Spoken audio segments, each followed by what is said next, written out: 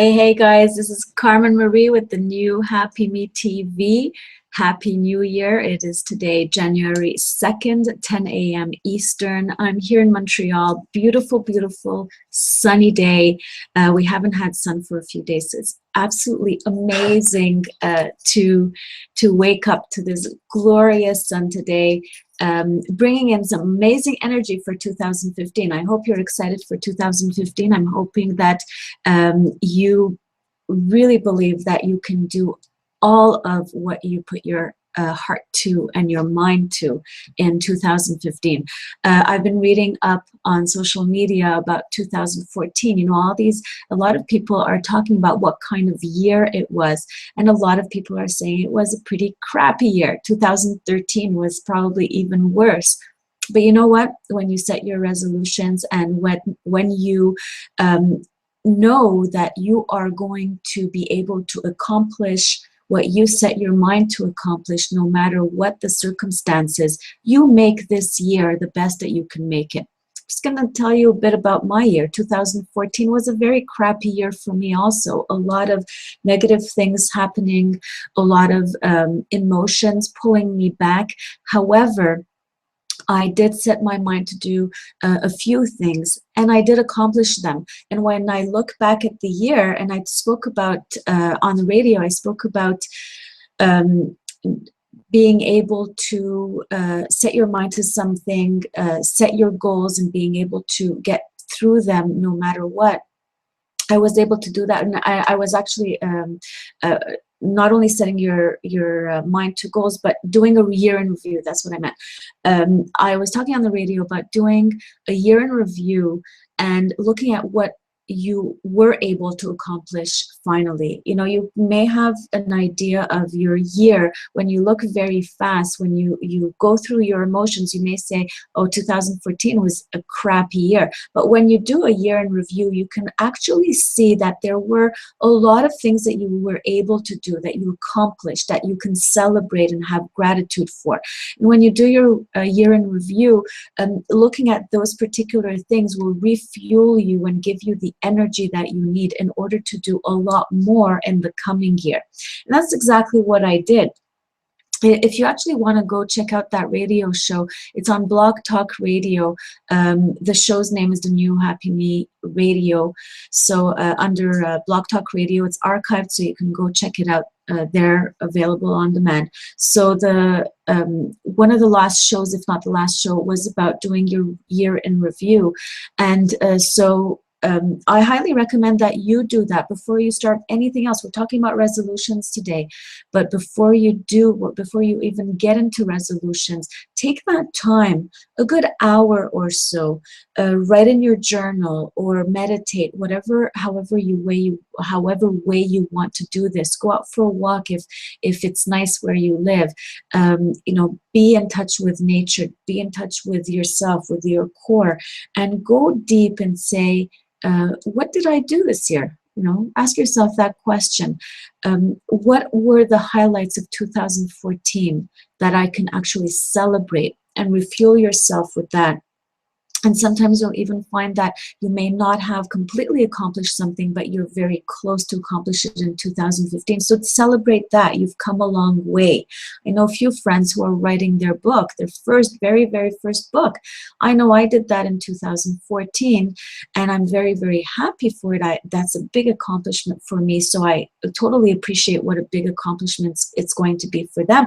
But I now tell them, hey, you've come a long way already. You've probably done a lot of research. You've probably started writing quite a few chapters. You've probably started looking at your marketing, and you have contacted a coach, or you've probably talked to your graphic designer or your editor. Whatever you have done for that project, it's already done. Celebrate what's already accomplished so that you can move forward in 2015 knowing that you have that energy. You've gained that momentum, and you can build on that in 2015 to accomplish it. So celebrate those accomplishments, even if they're not complete yet, and they will be completed in 2015.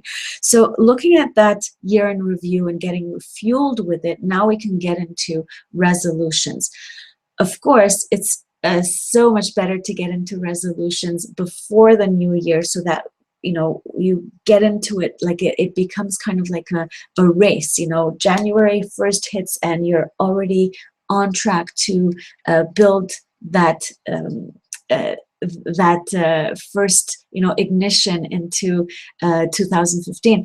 However, resolutions can be made any time of year, really. So if you're just starting now, if you've never made resolutions and this is something that you're looking into, you can actually set your resolutions any time of year. Even mid-year, you can just put something in your mind. You can set your mind to doing something. You can commit yourself to doing whatever it is that you want to do. In the middle of the year is fine too. So even though I'm doing this show on the 2nd of January, you can actually listen to this show and implement the same advice, the same suggestions, the same techniques any time of year. So having said that, so let's look at some statistics. If you go into TheNewHappyMe.com under blog, the latest blog there, or if you watch this not live, you can check out it. I believe it's December 28th or 29th. The image is January 1st, and you'll see Happy New Year. It's all about resolutions, getting ready to build resolutions. So you can read that article too. There's a lot of information there, and there are some links to studies that have been made. So I want to bring some statistics to you to kind of give you an idea of where you stand today, and I want you to celebrate this right now. So apparently, according to the University of Scranton, where there was a study made about resolutions particularly. And I'm talking about Americans in general, but I think the number is relatively accurate when we're talking about global communities that resemble the American society. So about 45% of Americans only will set or will think of setting their resolutions. So that's a minority, 45%. So if you're thinking about resolutions, the fact that you're actually watching this show right now means that you are in that 45%. So kudos to you, celebrate that, smile and be happy about it, because you're actually making an effort. It does take you out of your comfort zone. So it is actually a very, very good thing that you're looking into, you're thinking about, and you're getting all gung-ho about making your resolutions work for you this year. So that's number one. The second thing is that only 45%, is that right? I'm just going to, oh no. I just want to make sure that I got the statistics right. So 45%, again another 45, but 45% of individuals who have set a resolution at the beginning of the year will fail by end of January. That's only 4 weeks. It's like 30, 31 days. So what's happening there? We want to know how we can counter that. There are reasons why this is happening. And there's a variety of reasons. There's varied reasons why people would fail within the first month. We can just think of people who go out and get a gym subscription, a membership at the beginning of the year, and they're all gung-ho about it. They want to go to the gym. They want to work out for whatever objectives that they have, whether it's losing weight or maintaining their good health or whatever their objective is. But they end up losing interest within a very, very short period of time, whether it's within the first month or beyond that. Regardless, they are losing interest in their resolution, which means that there is a lack of commitment there. Maybe lack of discipline, but that's not, I won't call it a lack of commitment because of personality. There are other reasons why this is happening. So that's why I want to help you with these suggestions, tips, and techniques today to help you keep your commitment and keep that discipline to whatever, in whatever resolution you want to stay committed to. So that was a second statistic. So a lot of people basically, of the ones who are actually setting resolutions, are actually quitting within the first month. And the really scary statistic is that only 8% will actually make it through and complete their resolutions. That's really, really slim. And that's 8% of the 45% who set their resolution. So it's a very, very small percentage of the population that's actually moving forward with an intention, a plan, and that success rate. So that's what I want to help you with today. I want to help you set that intention, those resolutions. It could be just one, it could be multiple resolutions, and help you create that resolution in a way that will set you up for success from the beginning, and then getting into the planning mode and into success, whether it's something that you accomplish very, very quickly from the first quarter of the year, or whether it's something that takes multiple years. It doesn't matter. Your resolution is something that allows you to set that intention for a project that you want to accomplish. And like I said, you don't need to make your resolutions for the 1st of January either. You can do this, you can use this technique for any time of year. It works totally well. So by the way, Q&A is open. So if you are on this show live, you can ask me your questions. That is if you're through YouTube or Google+. This is a Google Plus Hangout, so Q&A is available there, so you can ask me your questions. If you catch this show later on, you can always use the contact form on TheNewHappyMe.com so that you can ask me whatever question it is that you have, or comment below wherever it is that you are watching this show from. I will be able to see your comments, questions, feedback, whatever it is that you want to send me. I'm just going to open my Q's window so that I can see if any questions come in, and I will be able to answer them as they come in at the same time. So, okay, so let's get started. There we go. So let's get started with those resolutions. The first thing is clarification. What is that resolution? What do we want to set for ourselves? What's that intention? How do we set it so that we make sure that we are on a path of success, that we're not setting ourselves up for failure from the beginning? So in order to set your intention for a resolution, you really need to have that clear idea, not only of a clear sentence like I want to lose weight. I want to lose weight is a very clear sentence, yes, but it's not clear on the exact intention of that resolution. What is losing weight? How much weight? And what are we looking at? We want to look at the outcome. What are we looking at in terms of the body? Do we want to lose weight and wear fashion clothing that will fit in a different way? So we're looking at dress sizes. Are we looking at losing a belly? Maybe, you know, the rest of the body is fine, but we've really made a belly because of eating habits, perhaps. That makes a very, very big difference. Losing weight on its own isn't clear enough. We really need to be clear on what it is that we need to do. What's the outcome that we're looking for?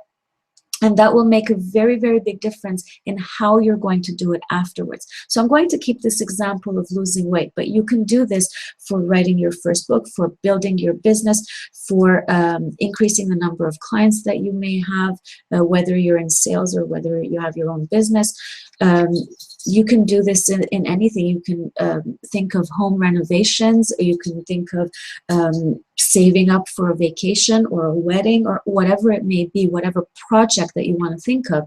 You need to create your sentence, start your sentence the way you would normally do it, but then be really, really clear about it.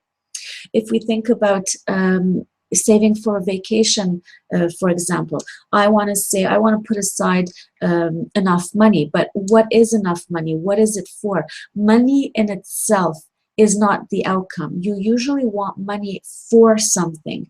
You want money to purchase something. You want money for services that you need on a longer term. Maybe you want to save up enough money on a monthly basis to bring in help for cleaning house, for chores, or upkeeping your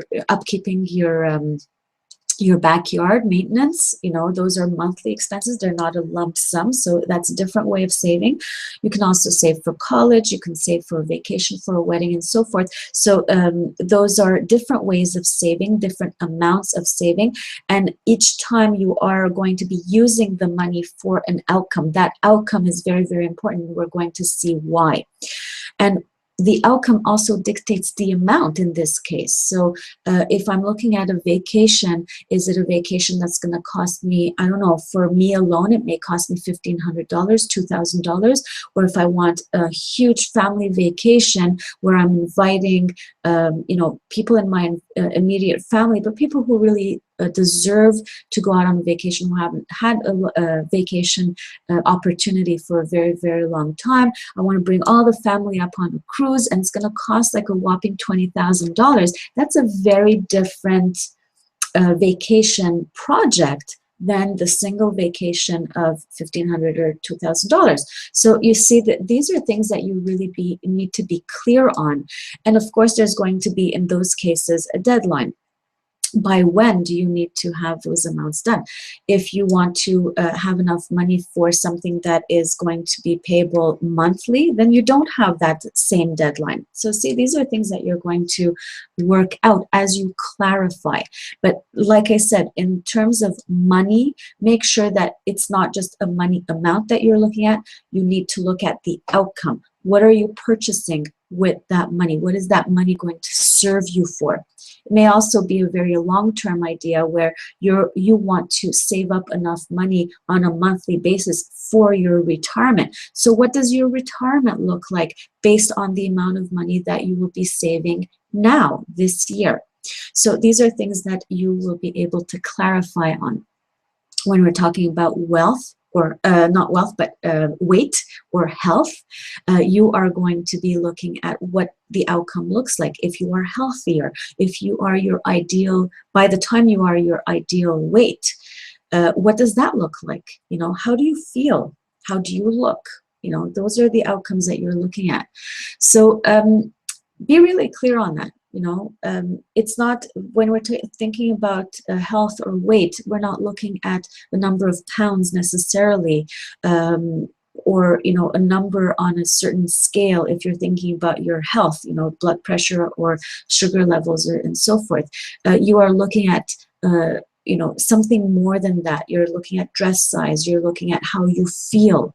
You know, in health, I know that I had a resolution where I had to go on a very, very strict diet back in my 20s because I was hypoglycemic. It's a sugar level issue. So there is actually a level, a quantifiable level. I would not know that level until I did a test again, a 5-hour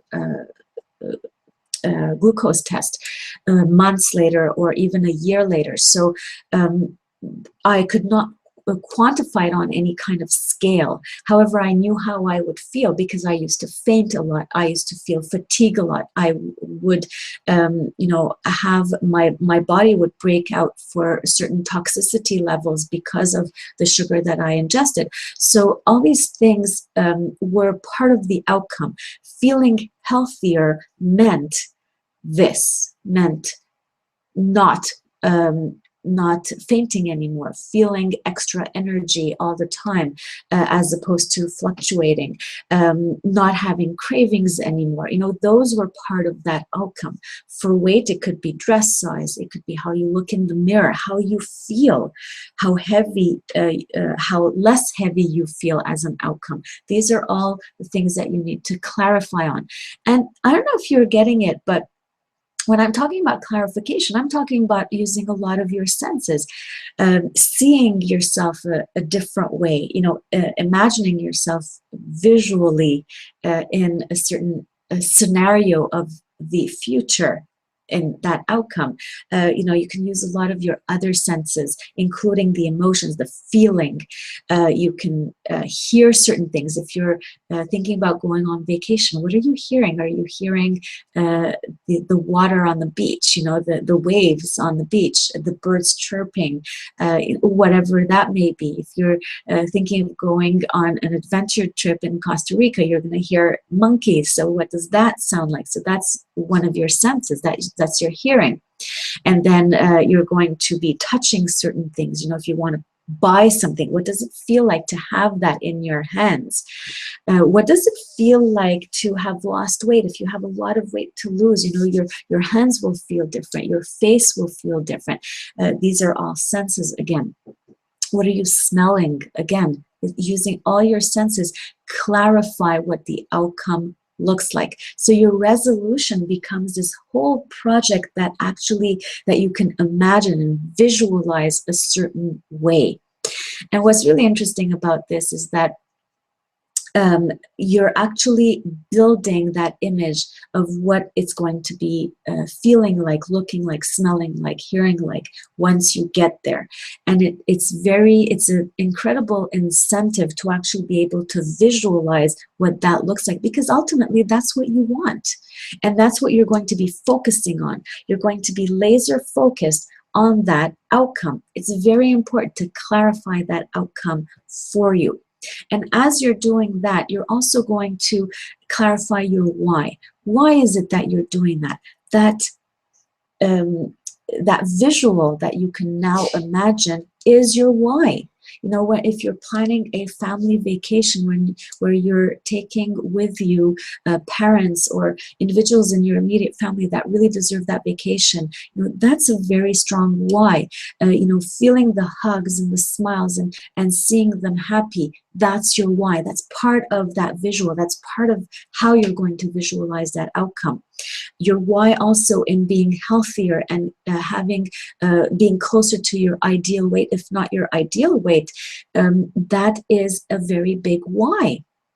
You may also look at, you know, if you are at the point where you are healthier, how are people around you reacting to what you've done? You know, how are you impacting the life of your children? That's a very, very big why. That's part of your clarification again.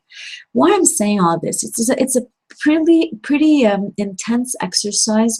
You can meditate about it, you can journal about it, you think about it, but also journaling about it is going to help you solidify that on paper so that you can go back and read it again and again. If when you're going through some challenges, it's always good to go back and reassert your why and that outcome.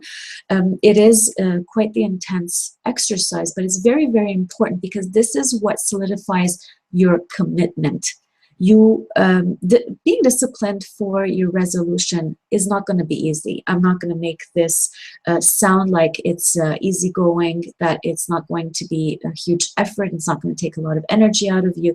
It probably very likely will. So you need to be very committed, you need to be disciplined, and you need that constant motivation, that drive, and sometimes that incentive.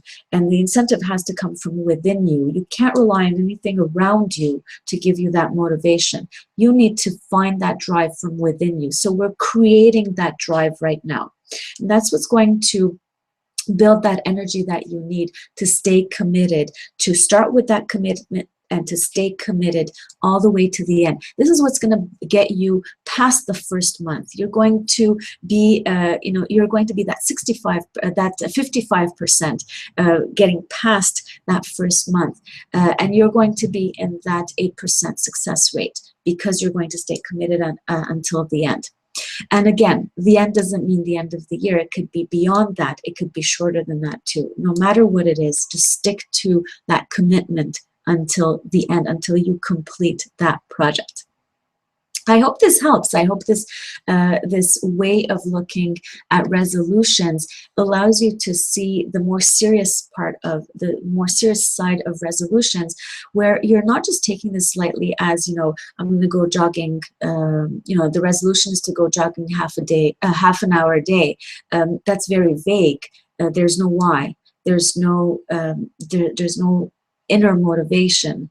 You know, if you don't really look at what it is that you're actually doing, what's the outcome that you're looking for, and why you're doing it. Very, very important. So this is huge. This is really, really huge. I hope you take this advice and use it moving forward on your resolution. So we've done all this work, and like I said, it's intense work. It's very, very powerful. You're going to use that visualization now moving forward. So this is a beginning. Moving forward, now that you've visualized that outcome and you know more using all your senses, including your emotions, what that outcome looks like, you're going to use this on a constant basis. And these are things that I do suggest, whether you meditate or you journal or any other method that you have found to bring the visual of that outcome back to you, to energize yourself with it and to replenish that inner motivation for yourself. You're going to be using this throughout the process in order to replenish that motivation, and what's really important is to get past the challenges. Challenges happen all the time.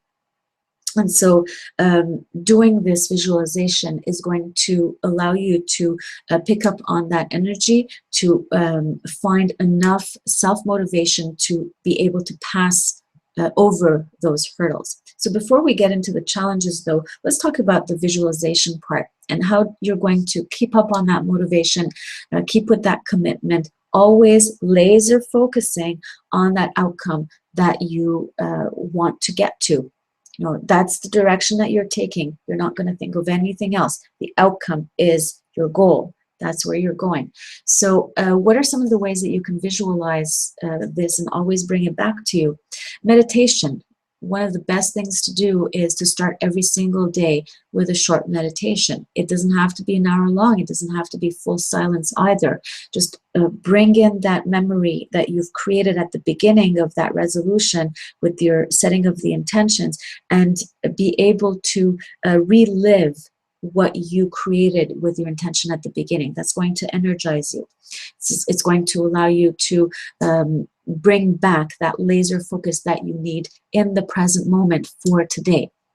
It could be 5 minutes, it could be 10 minutes, whatever you want to give yourself. You can also journal every single day. You can also journal at the end of the day to look at all the challenges that you may have had and some questionings that you may have, some being confused about what to do at this point for whatever hurdles that you may be crossing. And in your journal, you can bring that visual back, and using that visual, using that energy, and using that drive that you have in order to cross that hurdle in your journal, you're going to be able to use that energy to come up with whatever solutions that you need and be able to move forward with whatever you need to do. So these are, whether meditation or journal, what you're basically doing is using the energy of that intention set at the beginning with the visual, so that you can use that energy, motivate yourself, use that drive, and propel yourself to the next level, whatever that next level may be. It could be a baby step, it could be a huge hurdle to overcome, and it could be a very big decision that you need that extra energy to make. So bringing that visual back all the time is going to allow you to do whatever it is that you need to do in the now every single day. Now, both of these, meditation and journaling, you can also do with a technique that I absolutely adore. It's the vision board. The vision board is a board that you're going to create using images and words that depict the visual that you created as you set your intention. So all these visuals that you have, including words, but very, just images, they may be very simple, very vague images, but for you, they bring back the memory of that intention set, of that visual. So create that board. You can use a bristle board, you can use a cork board that you pin images to, and you can put it, I'm in my office at home here. I can put it in, I had it downstairs actually, I moved up and I haven't posted my new vision board yet, but I'm going to post it on my wall where I'm going to see it every day. This is my office. I'm here every single day. And a lot of my resolutions have a lot to do with business, so this is where I'm going to post it. You actually can do 2 vision boards or more by project. I can put one here for my work, and I can have one in my bedroom for my health. You know, it could be anything along those lines. So what does that vision board do? The thing is, as I'm putting it on my wall, where I'm going to see it every day, it's going to bring back that visual in my present memory, in my live memory. And so even if I may have meditated 10 minutes or 30 minutes in the morning, but throughout the day, that visual is constantly going to energize me. What I love doing is taking a picture of my vision board and putting it on my desktop, on my computer. I can even have it on my phone, on the visual that I see every time my phone hibernates. So whatever way you want to do this, wherever you want to post it, is just to bring back your focus to that visual that you created when you set your intentions. So the vision board works very, very well. And you can use it during your meditation time when you look at the images to bring you back, to allow you to focus on whatever you're meditating on. And you can use it for journaling as well, as you look at the images again and you start using that energy in order to journal at that point. So vision board works very, very well with that too. And then we were talking about challenges, and even through challenges, the vision board will help you in order to remember the outcome that you're doing all this for, and energize you through the visual that you created for yourself on that board. You're going to remember all this. You're going to focus back, find that inner motivation in order to move forward with the whatever decisions that you need to make, whatever energy you need in order to overcome that hurdle that you're dealing with at the present moment. I don't know if you noticed, but I haven't been talking about the how to do things at all. I told you about getting comfortable here. I told you about the resolution of I'm going to be jogging 30 minutes a day, and that's not the type of resolution that I recommend, obviously, right? So I'm not talking about how-tos, I'm talking about outcomes all the time. That's because what we're laser focusing on is that outcome, is that visual. That's what we're driving all our energy from. That's what we're picking all that energy from, and that's, you know, where we're headed, no matter how we head there. That's the point. You may not know how you're going to do it. You may not necessarily know what is best to reach that destination yet. Through meditation, through journaling, through that laser focus, things will come to you, opportunities will open to you, and you may actually find yourself doing things that you hadn't thought of before, that you may not even be able to imagine existed, in order to help you reach that outcome. I'm going to talk to you about that weight issue that I mentioned at the very beginning. So let's say I want to lose 50 pounds, but that's not clear enough. Maybe what I really want is to lose the belly. The rest of my body seems to be fine. I really have a belly issue, hypothetically. I'm just going to use this example just to let you know how the how-to may not necessarily be known at the beginning, but you have to open yourself up while you're laser focusing on what the outcome is that you want. The how will come as a result. Meditation, journaling, researching, overcoming challenges, asking for support, all those. So what happens in that case? Maybe there's that belly issue. So in setting my intention, what I want to set is that I want to be able to wear a different type of clothes. I'm looking at certain fashion lines, and I can't wear them because my belly is too big. You know, my body is a certain way, and I have this issue where I want to go down some dress sizes, but only in my waist area. I may not know what I need to do. You know, my first thought is that I need to exercise, but I don't need to think about that right now. So my outcome is to reduce a certain number of dress sizes. I can decide on what it is that I want to do. Buying a certain type of clothing that I particularly love because they would look good on me. If I see myself in the mirror, you know, with a slimmer waist, this is what I would look like. This is the type of color that I would like to see myself in. And I would like to see myself in a certain type of clothes where I can go dancing. I love ballroom dancing, and I don't feel comfortable ballroom dancing with the belly that I have. So that's part of the outcome. That's my why, because I have this activity in mind that I really, really want to do.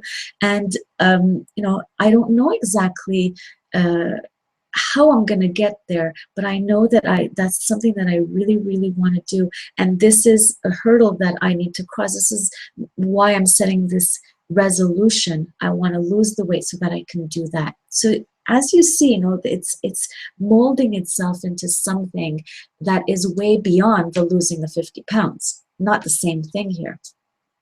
So as you will see, now that we have that visual, you know, so you can visualize yourself looking at yourself in the mirror, seeing a certain type of clothing. And for ballroom dancing, obviously there's a very specific type of clothing that you'd be wearing. So the sparkles, the colors, and so forth.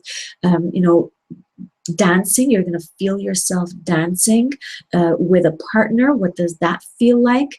What can it smell like? I don't know, maybe you'd be wearing a certain type of perfume. I don't know, hypothetically. I mean, think of that, but definitely what you'd be hearing, what kind of music you'd be hearing when you'd be dancing that, and how you'd be joyfully engaged in that activity.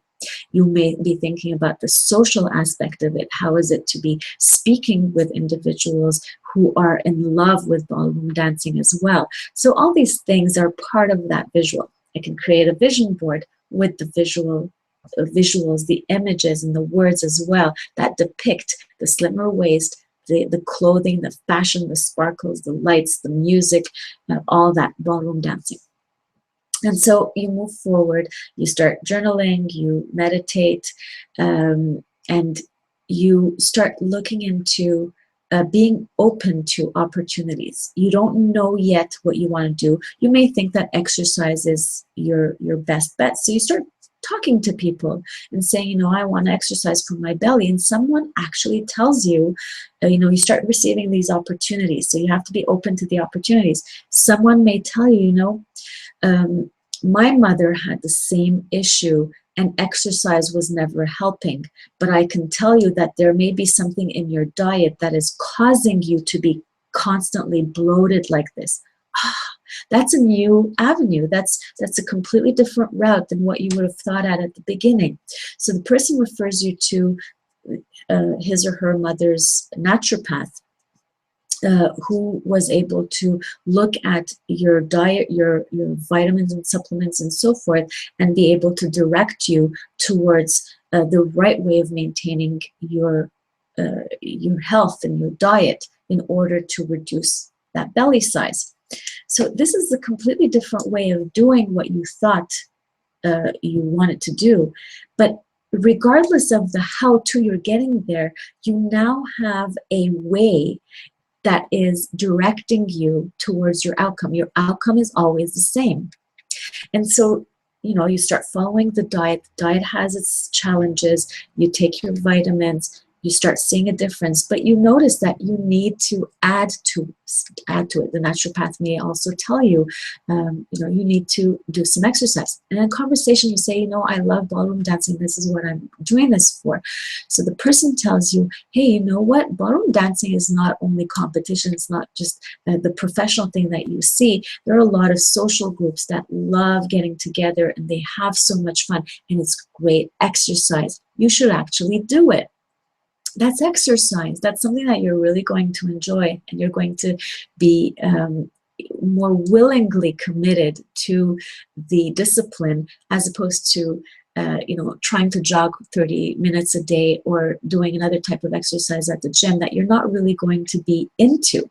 So, that's another opportunity that opens up to you. So you talk to a few people to find a studio in your area, and you find friends, you join in one of the studios, some of the classes, you love doing it, you start losing even more weight because now you're combining diet and exercise, and you're feeling better about yourself. There's the emotional part, the self-image that's coming into play as well. So all these things, this is not something that you may have thought of at the very beginning. So you see how the evolution is working out. The how-to is becoming what it is meant to be as you move forward, because you're giving yourself all the chances. You set your intention, you had a laser focus on your outcome, you knew exactly what you were doing this for, and so the opportunities opened up exactly for what your outcome was.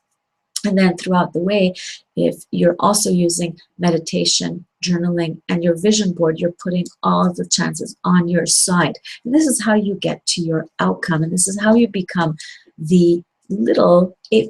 And I want to really, my vision is to grow that 8% into a much larger number, where so many more people will be able to do the things that they want to do, to be healthier, to live happier, to be maybe wealthier also, because that's something that they want. They probably want to have more money for the comforts of life that they're dreaming of. So these are all things that you can do with setting resolutions, setting the right intentions, and working with the outcome as opposed to the how-to. And last but not least, and this is going to be something that you're going to use throughout, from A to Z and beyond. This is something that you can also work with other individuals to build on that energy, and it's going to help you build that drive as well, but it's at a slightly different level. It's also going to help you overcome a lot of your challenges. It's gratitude. I never do any show without speaking of gratitude, because it's so very important. It uplifts your energy tremendously. And gratitude, what it's going to also do, it's going to energize you throughout the way, keep motivating you, keep you within your commitment, and you're going to be celebrating basically every step of the way. You're going to see, like, when you, let's say with the example that I chose for the weight loss, let's say you're at that point where you found that naturopath. You're going to celebrate that. That's an opportunity that came to you and that you opened yourself up to, and that you chose to go ahead with great intentions, with great results. That's something to celebrate right there. After every single class in that studio where you're dancing, where you're having fun, where you're meeting people, gratitude for each one of these things, because they're helping you throughout the way to reach that goal. And obviously, when you do reach that goal, a lot of gratitude there, a lot of celebration there as well. All these moments of gratitude, and on a daily basis, are going to energize you and refuel you to stay committed and laser focused on your outcome. Very, very important. And you can use gratitude in your meditation again, in your journals, and you can just say, if you want to check out the 28-day The Magic Challenge. The Magic is a book by Rhonda Byrne. She is the author of The Secret as well. If you know about The Secret, Law of Attraction, she has The Magic. She has a 28-day challenge there. You can go on TheNewHappyMe.com and check out the challenge. You can just subscribe to get your support for 28 days doing the challenge to have gratitude every single day and form that habit of gratitude to refuel you every step of the way. You can go on TheNewHappyMe.com and subscribe to that. You'll get support for 28 days, plus a 29th day to celebrate as well and to talk about results. So that's there for you. It's absolutely free. You can use that as your support and start that habit of gratitude. You can do that as you're working on your resolution as well, to start getting into the different ways of showing gratitude to yourself and to the universe, to God and to your angels and guides, and to everyone around you, saying thank you, thank you, thank you. Rhonda Byrne talks about saying it 3 times because it's just such a magical number. So 3 times, thank you, thank you, thank you. It's just fun to say it, you know. It puts that smile on your face. It energizes you. Just keep doing that. Create that habit of always saying thank you, thank you, thank you. Just get in that habit. Get in that habit. I can't say it. I can't stress it enough. I can't say it in any other way. Get in the habit of saying thank you for everything. Gratitude from the beginning, from when you set your intention. Right now, if you're at the moment, if you're looking at setting your intention, if you're going to start creating that outcome visual for your resolution, start by saying thank you. You're actually doing it. Thank yourself for doing it. Thank you for the resources that you got bringing you to doing this resolution. And thank the universe for bringing you, or God for bringing you on this path that has brought you to make this decision, to set this intention and move forward with laser focus on this outcome. Thank you, thank you, thank you all the time. So from the very, very beginning, before you've even set your intention, you can be thankful. And then moving forward, setting your intention, be thankful for that. Be thankful for yourself, for that energy and that effort that you made for it. Be thankful for all the support that you might get along the way. Be thankful for all the opportunities that open up for you. Be thankful for the challenges because they allow you to learn something new and grow from it. And come up with a decision that's going to propel you forward. So all these things to be grateful for. These are things that we talk about during the 28-day challenge with the magic. So TheNewHappyMe.com, subscribe to that. It's going to help you to get in that mindset of gratitude. Whew. Really excited. When I talk about gratitude, I get like all hyped up and I get energized myself. I love it. So I hope these techniques, this overall technique, but these tips are going to help you create a resolution or a set of resolutions that you are going to keep to, that you're going to be successful at achieving. I know that you are going to achieve your goals by using these techniques. So go ahead and use them. My gift to you. Go ahead and set your intention. Be very, very clear on what it is that you are actually laser focusing on. Get that outcome visualized, very, very clear, and know why you're doing it exactly so that you can use that as your main motivator, as your inner drive. And then use meditation, journaling, your vision board. Use those methods in order to keep bringing back that visual and keep that commitment all the way to the end.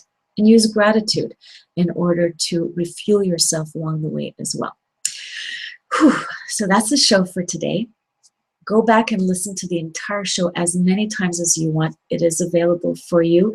This is going to be on TheNewHappyMe.com throughout the week until the next show. However, the show is also archived on YouTube and as well as a blog post on TheNewHappyMe.com. All you have to do is go under the category The New Happy Me TV, and you will have all the archives of the past The New Happy Me TV shows.